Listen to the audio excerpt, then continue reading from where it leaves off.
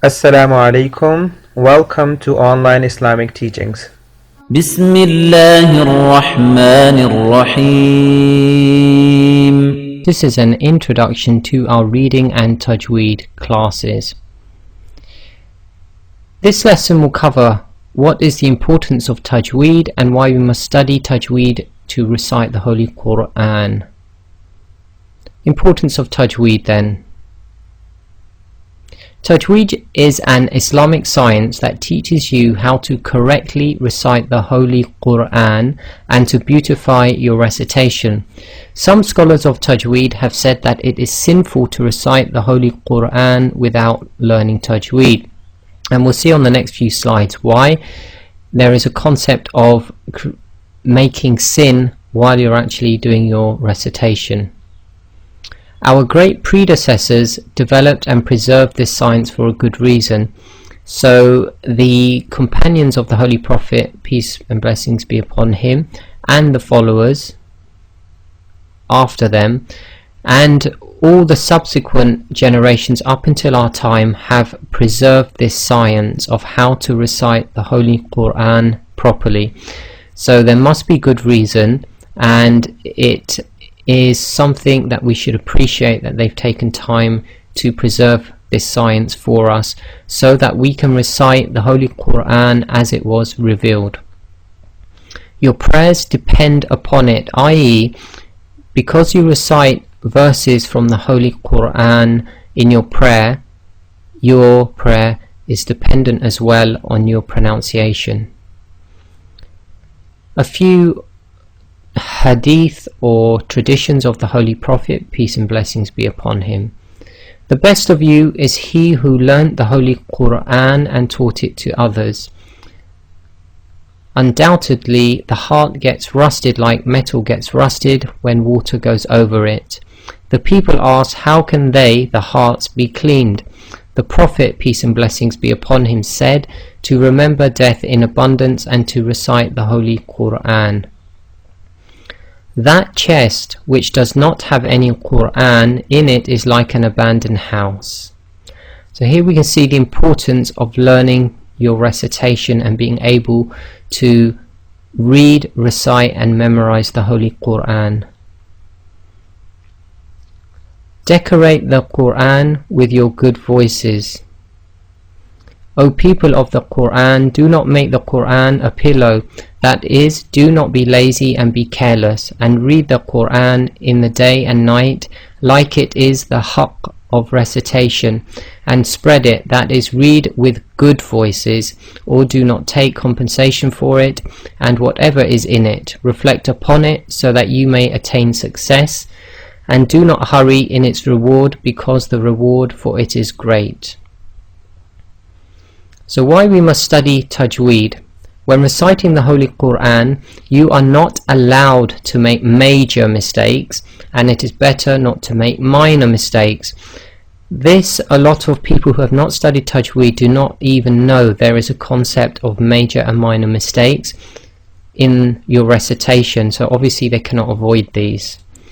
Many Muslims do not know what causes major and minor mistakes and hence recite and memorize the Holy Quran incorrectly. So learning your science and what are major mistakes, minor mistakes and why they occur will be your route to avoiding them. With the knowledge of Tajweed, one can listen to professional reciters and follow them correctly and correct their own mistakes. Again, you may listen to top reciters to try to imitate them or improve your recitation, but until you've really studied Tajweed, you won't be able to spot what is the difference between your recitation and theirs. What is a major mistake then? Changing the meaning of what is actually written in the Holy Quran. So we're not talking about physically changing the letters, but when you recite, due to certain things, you change the meaning. Two categories of this problem which changes the meaning. One is pronouncing a letter or sound incorrectly, and the other is changing the length of a sound, and we'll see some examples now.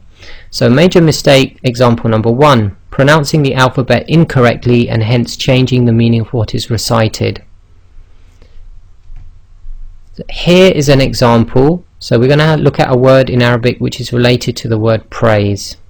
So this is alhamdu. alhamdu.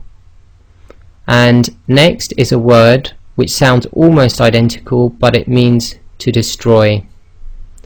Alhamdu, alhamdu.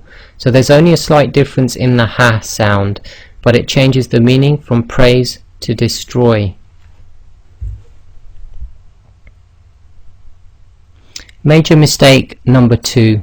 Changing the length of a sound so that the meaning of what is recited is changed. Let's take this example. So this is qala, qala.